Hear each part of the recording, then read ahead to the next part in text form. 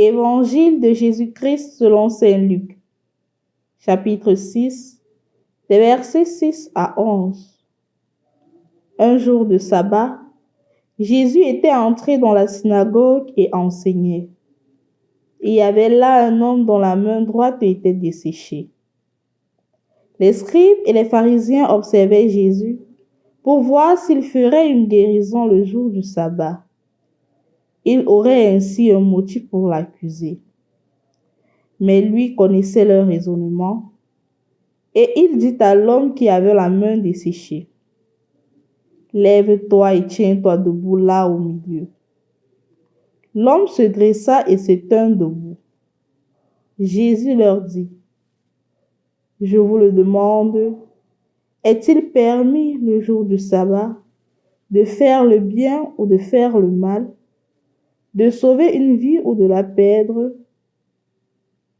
Alors, promenant son regard sur eux tous, il dit à l'homme, « Étends la main. » Il le fit, et sa main redevint normale.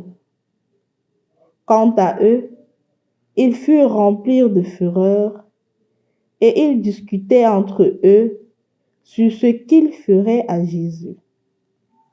Au nom du Père et du Fils et du Saint-Esprit. Amen. Loué soit Jésus-Christ. J'étais allé une fois à une retraite. J'ai rencontré une jeune fille qui se nomme Gabi. Pour vous dire la vérité, le contexte dans lequel j'étais parti à cette retraite n'était pas du tout bien parce que j'avais l'impression que je ne pourrais pas profiter de cette retraite comme des années antérieures. Mais j'ai rencontré une fille, Gabi, qui avait des difficultés à s'exprimer, qui était sur un fauteuil roulant. Et j'étais convaincu que cette jeune fille ne fréquenterait même pas. Mais je l'ai abordée. J'ai commencé à parler. Elle était gentille avec moi. Elle parlait difficilement, mais je parvenais à capter. Et je parle d'elle. Elle me dit comment est-ce qu'elle fait beaucoup les retraites, que c'est la 3e retraite. Je me dis que ça, c'est très bien. Mais la manière avec laquelle elle s'exprimait avec moi, les questions qu'elle me posait, je me disais que mais cette fille-là, elle est pertinente. Et elle me dit maintenant qu'elle fait la classe de seconde. Parce qu'elle a des difficultés à écrire, il faut qu'on l'évalue oralement et qu'elle a eu le BEPC. Mais elle me dit comment est-ce qu'elle a souffert.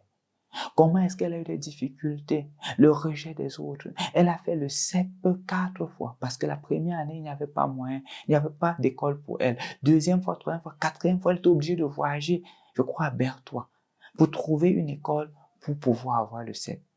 Quand elle arrive en 3e, son collège refuse d'envoyer ses dossiers.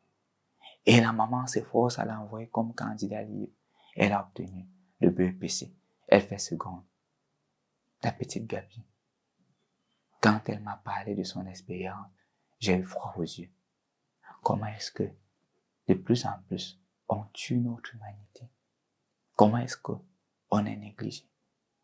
J'ai justement pensé à ce fameux physicien, Stephen, qui avait la même maladie qu'elle, mais qui était dans des contextes différents et qui a pu s'en sortir.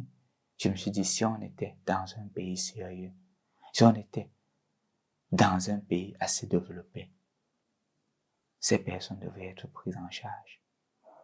Mais ce qui m'a davantage marqué, c'est l'attitude de Gabi qui s'est mise à me dire, mon père, je veux étudier pour que les autres ne subissent pas ce que je suis en train de subir. Et elle m'a dit, j'ai un mot de passe, mon père. J'ai dit toujours, ça va aller. Ça va aller. Quand je traverse des situations difficiles, je me dis, ça va aller. C'est sa capacité de résilience. Et moi, je me suis senti touché et converti par la petite Gabi. Quand des situations difficiles arrivent, on se met à se lamenter. Mais Gabi a confiance en Dieu. Elle sait que Dieu va venir agir. Elle ne se met pas à dire que non, il faut que le Seigneur m'enlève de ma maladie. Non. Elle dit, il faut que dans cette maladie, je persévère, j'avance. Et que les personnes qui soient dans cette situation-là puissent retrouver aussi de l'espoir de vivre à travers des œuvres concrètes que je pourrais poser. Sois aujourd'hui aussi comme Gabi.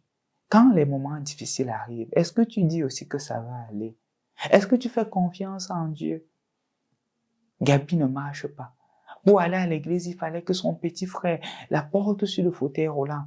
Il la transporte pour l'amener à l'église. Et après ça, elle rentre. Mais elle était fidèle à la prière parce qu'elle savait que malgré cette situation qu'elle traverse, ça va aller. Je voudrais que comme Gabi aujourd'hui, nous puissions aussi dire, ça va aller. Quand les situations difficiles arrivent, parce que nous avons confiance en Dieu. Gabi m'a converti. Gabi est pour moi de plus en plus un modèle. On s'échange, on parle. Je voudrais aussi que Gabi soit pour toi un modèle. Dans les situations difficiles, que tu puisses aussi dire, comme Gabi, ça va aller, parce que le Seigneur est avec moi. Au nom du Père et du Fils et du Saint-Esprit. Amen.